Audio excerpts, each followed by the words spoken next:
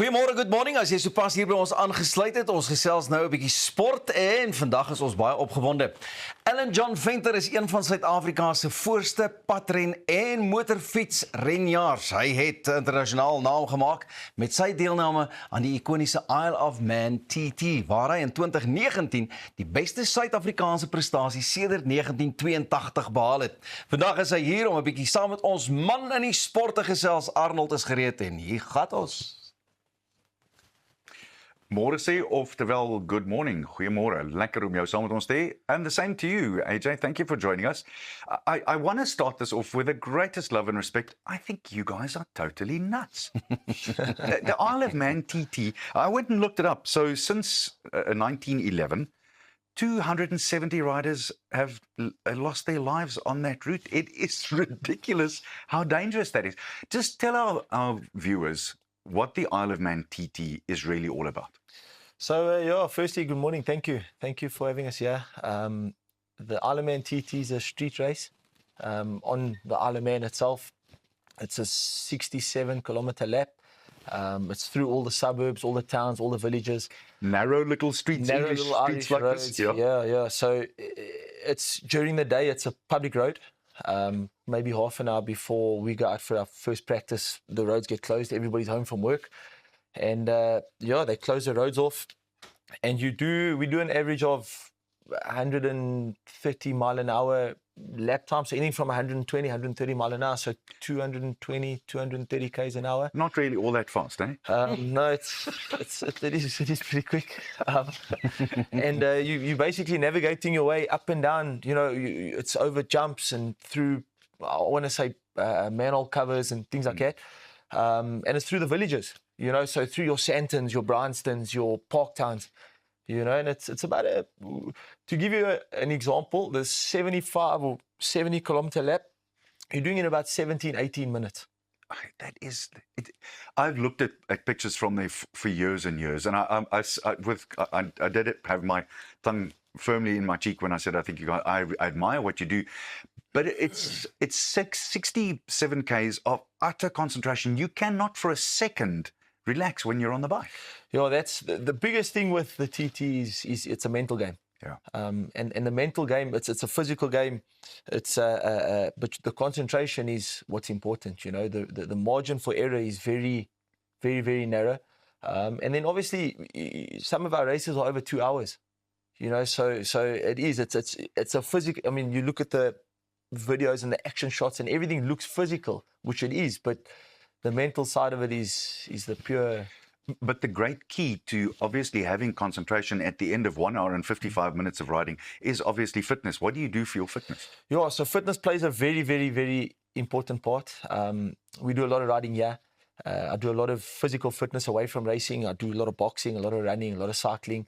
And do you do gym work as well? We try and stay. We do a little bit of gym work, but you try and stay away too much from the bodybuilding side of things.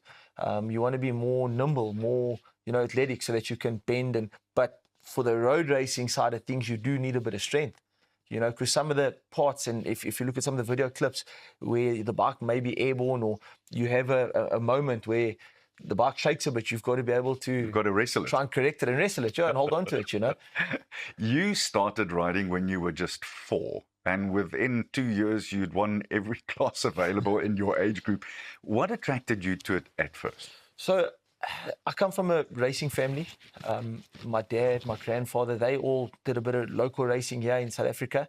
And I got ushered into riding with him, and when you're that young, you go to the track with dad, and you follow dad, and then obviously dad takes a liking to what you're doing, and they grow you, and I'm experiencing it now.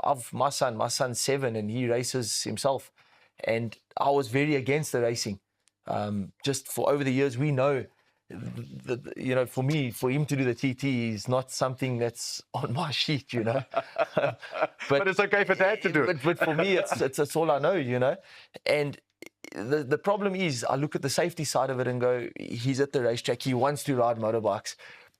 Teach him to ride a bike, because when he's not looking, or when we're not looking, he'll be wanting to ride someone else's bike and he gets hurt. So we taught him to ride from a safety perspective, and at the same time, I don't want him riding because now he loves it that much. He's starting to shape up to race himself. One of the reasons, obviously, that you don't want him to ride is you've had some horror injuries in your time. That's one of the things that chase you away, and even now when they fall off the small bikes, they sit and they'll cry a little bit and you feel so sorry for them, But exactly that. The plus to racing a motorbike is the discipline. You're in a gym, you're not drinking, you're not smoking. I run a little youth academy teaching kids to ride motorbikes. I was going to ask you about that. And one of the things I promote to them is it's a danger sport. You can't afford to come there and get hurt, but the discipline side of it does keep you on the straight and narrow. I'm going to just go back a few days, in fact, 48 hours odd. You almost got stuck in Spain because you've got a young man from South Africa that you look after. Just sketch that scenario for us. Yeah, we had a close run yesterday. I look after a youngster, KJ Mononyani, and he races in the Red Bull Rookie Cup. And that is basically your development feeder class into the MotoGP Championship. So you travel to all the MotoGP rounds, and we basically follow the MotoGP calendar. And we raced in Spain now the weekend at Jerez. And when I left Seville Airport, there was a power cut across Spain, France, and Portugal. And thankfully I flew half an hour before that happened, and I managed to get back in time. But they all got stuck. Everyone got stuck in Spain now for the last 24 hours. I'm glad you mentioned this too, because you would obviously have some inside info on how things are going with Brad Binder at the moment. What's the latest from there? We spend quite a bit of time with Brad, with Darren, his brother, and Rushe Moodley. He rides in the Moto3. And what's nice is the South Africans obviously all stick together. So we do spend time with Brad because he helps KJ. The influence is good, and it's a tough listen. That's the Top Gun of motorcycle racing. It's the best of the manufacturers, and for me, they tested Monday.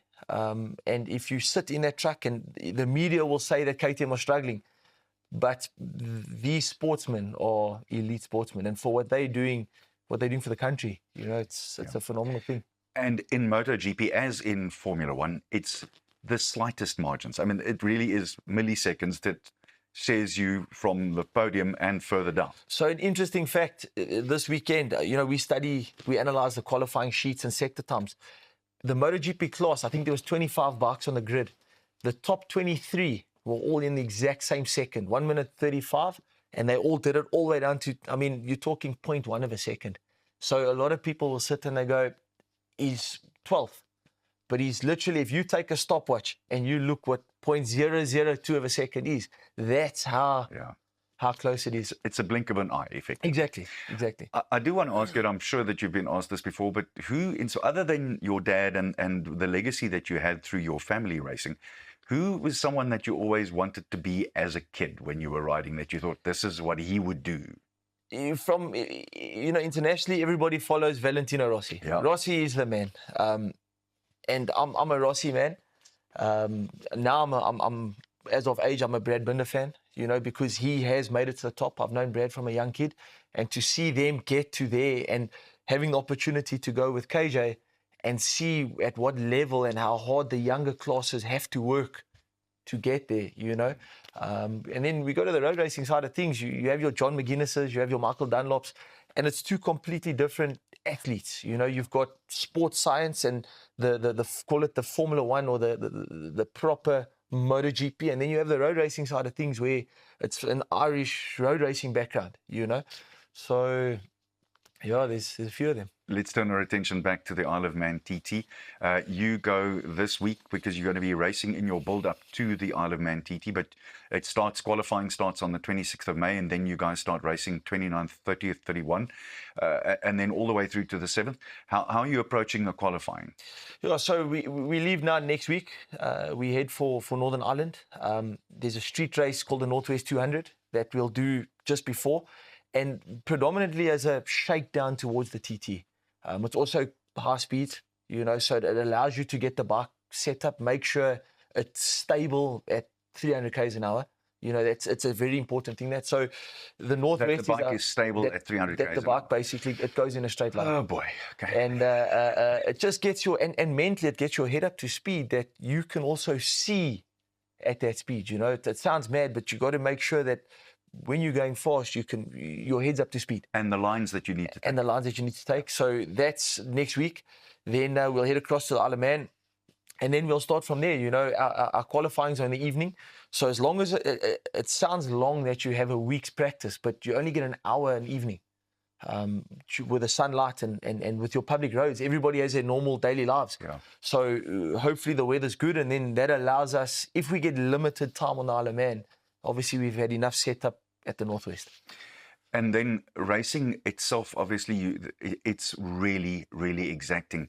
How hard is the physical toll on doing laps at Isle of Man? So it breaks you down.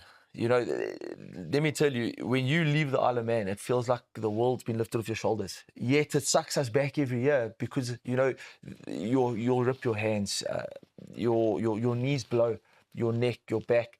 And it's just, it's the high wind. You know, it's the holding onto that bike and riding jumps and that, and then it's like a beating. You know, your back takes a hammering, and so the fitness does help, and then the recovery. But when the 2 weeks are finished, it's sort of a high. It's a buzz that you have, and you'll only have that depression, TT blues when the TT's finished. You know. AJ Venter talking to us about the Isle of Man. Nou ja, ek weet Pieter ry sy fiets teen 300 km/h, maar waarheen, Pieter? Nee, wat my vriend, dis 'n storie vir later, maar net hierna gesels ons met Jaco Kriel oor sy JK Legend Foundation.